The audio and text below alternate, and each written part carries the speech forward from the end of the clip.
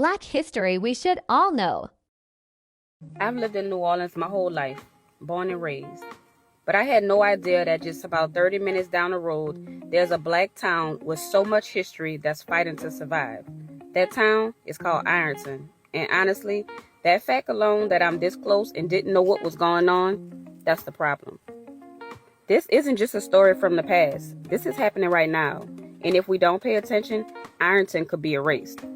Okay, so let's talk about the history. Back in 1828, a free man of color named Andrew Durnford acquired the St. Rosalie plantation in Plaquemine Parish. Durnford ran the plantation for decades, but after his death in 1859, something even more powerful happened. His family sold the land, not to another wealthy family, but to emancipated slaves, and that's how Ironton was born, a community built by freed black people on land that once enslaved their ancestors. That's deep. That's a legacy. So as the years went on, the community continued to build.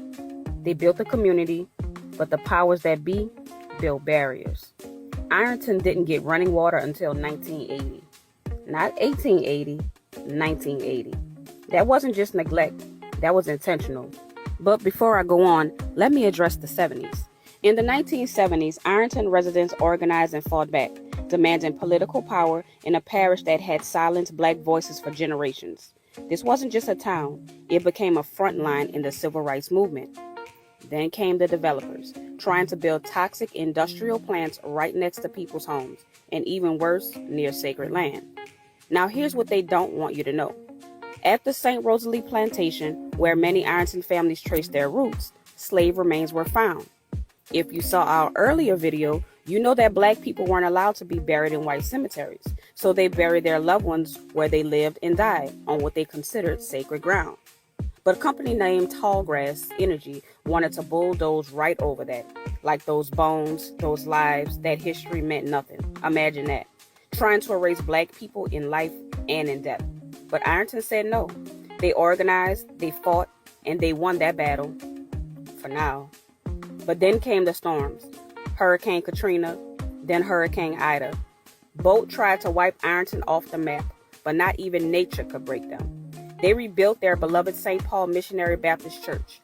Neighbors showed up for each other, and Ironton survived. Now here's the part that hits me the most. Ironton is still here, still fighting, still standing. But y'all, they need us now more than ever, because the threats haven't stopped. With black history under attack, land grabs creeping in, and environmental justice still a fight, it's easy for communities like Ironton to disappear quietly. But we're not letting that happen. So if you're watching this, do me one favor. Please share this video.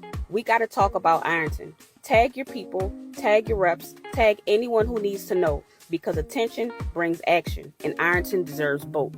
Remember to comment, like, share, and subscribe if you want more stories just like this. Peace.